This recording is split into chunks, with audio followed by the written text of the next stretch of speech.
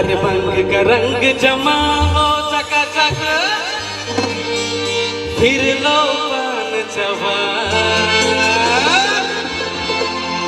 अरे ऐसा झटका लगे जिया पे पुनर्जन्म हो जा। ओ खाई के पान बनारस वाला, ओ खाई के पान बनारस वाला, खुल जाए बंद अकल का ताला। ओ खाई के पान बनारस वाला, खुल जाए बंद अकल का ताला। फिर तो ऐसा करे कमाल की, कर दे सबकी चाल। ओ छोरा गंगा किनारे वाला, ओ छोरा गंगा किनारे वाला। ओ खाई के पान बनारस वाला, खुल जाए बंद अकल का ताला।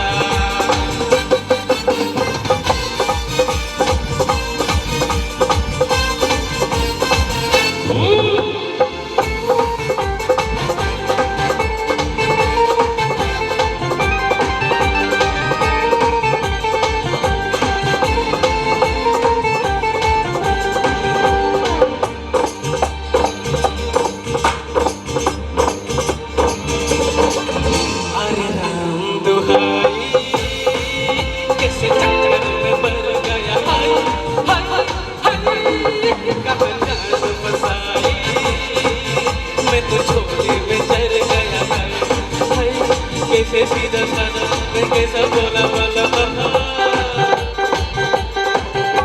और कैसे सीधा साधा मैं कैसा बोला वाला। जाने कौन गली में मर गए बरेली से पाला। बित्ती छोरी दो वाला, छोरा गंगा किनारे वाला, ओ छोरा गंगा किनारे वाला। ओ खाई के पान बनारस वाला, खुल जाए बंद अकल का ताला।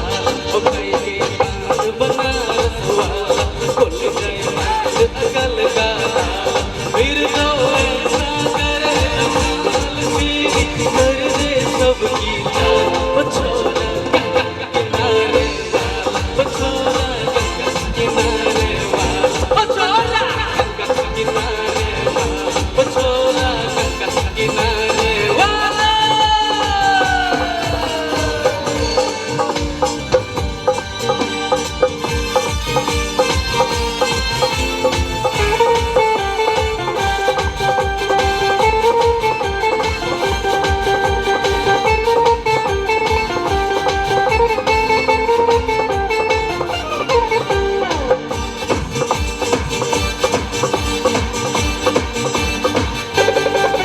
अरे राम दुहाई, कैसे चक्कर में पड़ गया। हाय हाय हाय, कहाँ जान फसाई, मैं तो झोली में चढ़ गया। हाय हाय, कैसे सीधा साधा मैं कैसा बोला वाला। वाह वाह,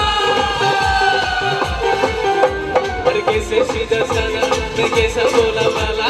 जाने कौन गली में मर गए बरेली से पाला। बित्ती छोरी दो वाला, छोरा गंगा किनारे वाला, ओ छोरा गंगा किनारे वाला, ओ